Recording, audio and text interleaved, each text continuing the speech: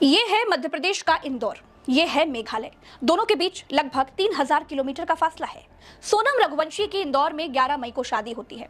शादी के 9 दिन के बाद वो हनीमून का प्लान बनाती है, टिकट बुक्स करती है, तैयारियां करती है और 20 मई को वो अपने पति राजा रघुवंशी के साथ मेघालय चली जाती है।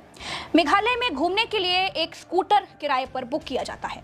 22 मई को दोनों ये वाले खूबसूरत मावलखियात गांव में पहुंचते हैं। इस गांव से दोनों नोंगरियाट गांव के बेहद फेमस ये वाला लिविंग रूट ब्रिज ये देखने के लिए निकल जाते हैं। ये ब्रिज पेड़ों की जड़ों से गुथ गुथ कर यहाँ की जो खासी कम्युनिटी है उसके लोगों ने बनाया है। यहाँ जाने के लिए टिकट लेना पड़ता है, करीब 3000 सीढ़ियां चलनी पड़ती हैं।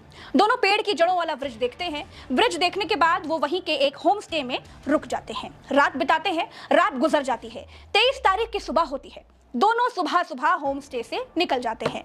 23 तारीख के बाद दोनों को किसी ने भी नहीं देखा। 2 जून को राजा रघुवंशी की लाश गहरी खाई से बरामद होती है। हाथ पर छपे एक टैटू से राजा रघुवंशी की पहचान होती है। सोनम गायब हो जाती है। 23 तारीख के बाद वो सीधा 16 दिन के बाद 8 जून को मेघालय और इंदौर के बीच पड़ने वाले गाजीपुर के एक ढाबे के बाहर मिलती हैं। शादी, हनीमून और मर्डर की सनसनीखेज कहानी को जिसने भी सुना उसके रोंगटे खड़े हो गए। सिंदूर, विवाह और 7 फेरों से सबका भरोसा उठ गया। क्या हुआ था हनीमून पर? क्यों सोनम बेवफा हो गई? कैसे सोनम ने अपने ही पति की हत्या करवाने के लिए सुपारी दे दी? कैसे बांग्लादेश के बॉर्डर पर पति का काम तमाम करने की साजिश रची गई? आज मैं आपको बताऊंगी।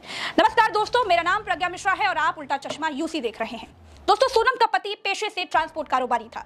परिवार वालों के मुताबिक सोनम और राजा की अरेंज मैरिज हुई थी।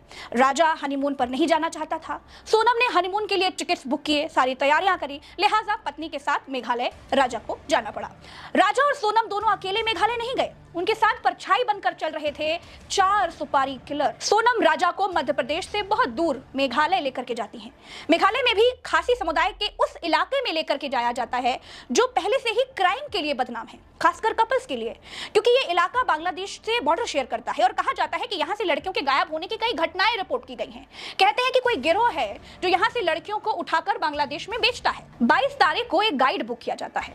सोनम पति राजा के साथ गाइड को लेकर के लिविंग रूट ब्रिज देखने के लिए निकल पड़ती है। 4 सुपारी किलर्स भी साथ में चल पड़ते हैं। पति राजा इस बात से अनजान था। उसे लगा होगा कि ये 4 लोग जो आगे आगे चल रहे हैं वो भी टूरिस्ट होंगे। चारों हिंदी में बातचीत कर रहे थे। क्या बातचीत कर रहे थे गाइड को वो समझ में नहीं